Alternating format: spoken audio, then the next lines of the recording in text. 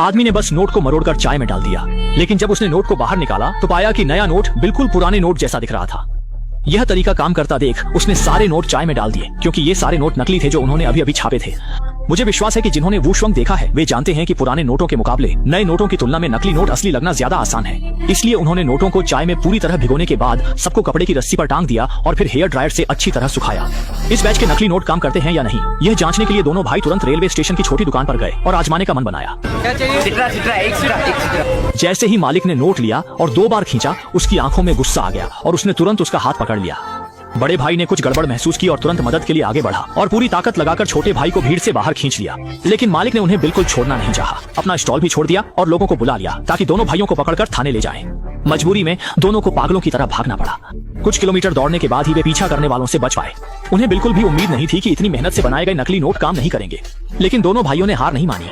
घर लौटकर दाशान नोट लेकर गहराई से सोचने लगा। वह समझ नहीं पा रहा था कि इतनी असली दिखने वाली मुद्रा को मालिक ने कैसे पहचान लिया।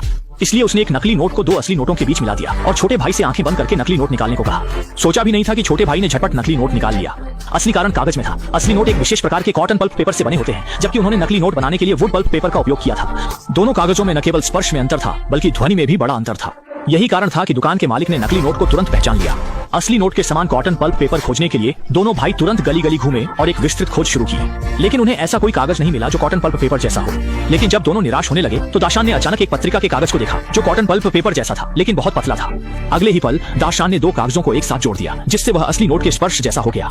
यह महसूस करते हुए कि यह कागज काम कर सकता है, दोनों भाई तुरंत काम पर लग गए। हालांकि नकली नोट बनाना आसान नहीं था। उच्च गुणवत्ता वाले नकली नोट बनाने के लिए न केवल सही कागज की आवश्यकता होती है, बल्कि नोट पर हर डिजाइन को हाथ से खींचना भी पड़ता है।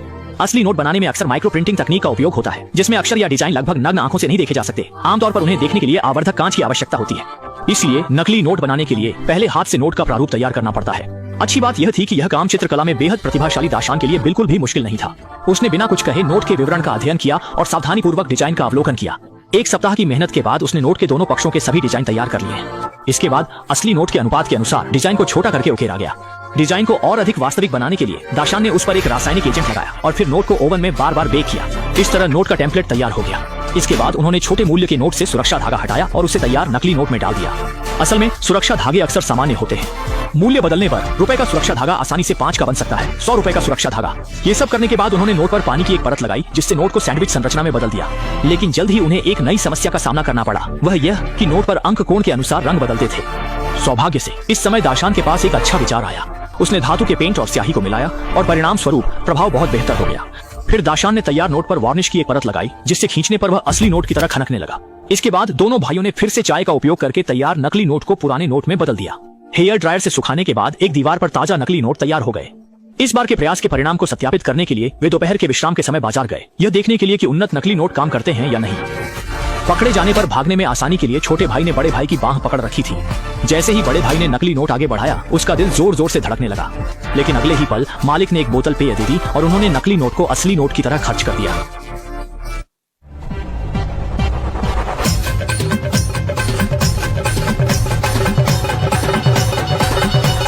बनाए गए नकली नोटों को असली पैसे में बदलने के लिए दोनों भाइयों ने जल्दी ही एक नकली नोटों के दलाल को ढूंढ लिया और अपनी बनाई हुई 1 लाख रुपए की नकली करेंसी बेचने की योजना बनाई।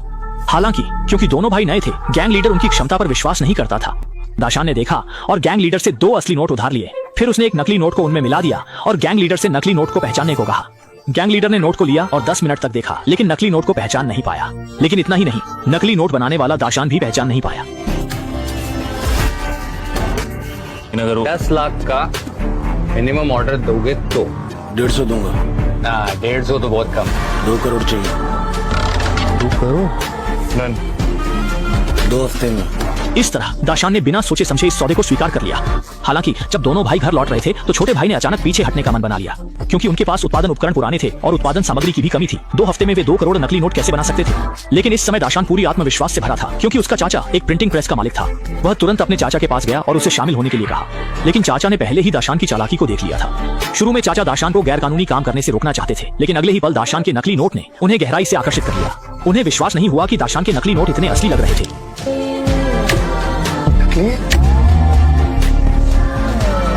चाचा की चिंता को दूर करने के लिए दाशान तुरंत चाचा को कैफे ले गया और नकली नोट से 2 कप गर्म कॉफी का ऑर्डर दिया। शुरू में चाचा डर से कांप रहे थे, लेकिन जब बिल चुकाने का समय आया तो वेटर ने आकर उन्हें चेंज दिया। इसी तरह चाचा दाशान द्वारा सफलतापूर्वक मना लिए गए। चाचा के उपकरणों के समर्थन के बाद दाशान को आत्मविश्वास मिला, लेकिन जल्द ही उन्हें पता चला कि नोट छापने के लिए इस्तेमाल होने वाला कपास का कागज सख्त नियंत्रण में है और आम लोग इसे खरीदने के योग्य नहीं है। जैसे जैसे डिलीवरी का समय नजदीक आ रहा था, दोनों भाइयों ने तुरंत जोखिम उठाने का फैसला किया। रात में उन्होंने कुछ अंडरवर्ल्ड दोस्तों को बुलाया और रात के सन्नाटे में स्थानीय सबसे बड़े पेपर मिल में पहुंचे। असल में वे कपास का कागज चुराने की योजना बना रहे थे। ये दृश्य देखकर सुरक्षा गार्ड हैरान रह गए कि इस दुनिया में कोई कागज भी चुराता है। जल्दी ही दोनों भाइयों ने अपना लक्ष्य खोज लिया। किसी को शक न हो इसलिए उन्होंने कुछ अन्य कागज भी चुरा लिए। पर्याप्त कच्चा माल मिलने के बाद दोनों भाइयों ने तुरंत पूरी ताकत से काम करना शुरू कर दिया। कुछ प्रिंटिंग मशीनें पूरी तरह चालू कर दी और रातों रात 2 करोड़ नकली नोट बना डाले।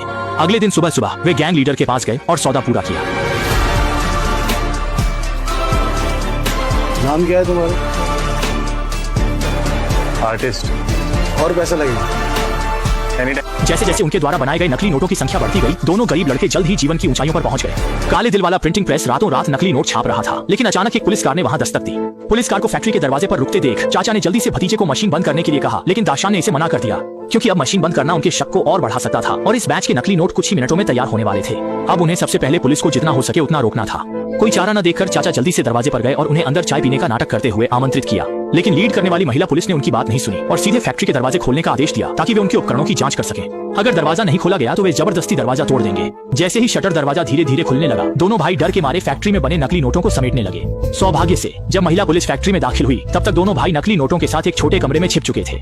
लेकिन इस समय सतर्क महिला पुलिस ने अचानक देखा कि कचरे के डिब्बे में कुछ नकली नोटों के कागज हैं। जैसे ही महिला पुलिस को यह राज पता चलने वाला था, दाशान चुपके से कमरे से बाहर निकला और एक रिंच लेकर महिला पुलिस की ओर बढ़ा। जैसे ही वह महिला पुलिस पर पीछे से हमला करने वाला था, महिला पुलिस का फोन अचानक बज उठा। इसलिए दाशान को पास के कोने में छिपना पड़ा। हेलो। असल में यह पुलिस प्रमुख का फोन था और अपने वरिष्ठ के आदेश का सामना करते हुए महिला पुलिस ने स्वाभाविक रूप से उसे अनसुना नहीं किया। सोचा नहीं था कि इसी वजह से चाचा भतीजे तीनों किसी तरह एक बड़ी मुसीबत से बच गए। पुलिस की बाधा के बिना दोनों भाइयों का व्यापार भी तेजी से बढ़ने लगा। उन्हें लगा था कि वे इसी तकनीक के सहारे जीवन की ऊंचाइयों तक पहुंच जाएंगे, लेकिन जल्द ही एक गैंग ने उन पर ध्यान दिया और सीधे बलपूर्वक गोदाम की चाबी छीन ली ताकि गोदाम में रखे नकली नोट किसी और के हाथ न लगे। दाशान ने रात के सन्नाटे में गोदाम में घुसपैठ की। रक्षकों को हटाने के बाद उन्होंने सीधे इन छपे हुए नकली नोटों पर पेट्रोल डाल दिया और सारे नकली नोटों को पूरी तरह राख कर दिया। इस प्रकार फिल्म समाप्त होती है।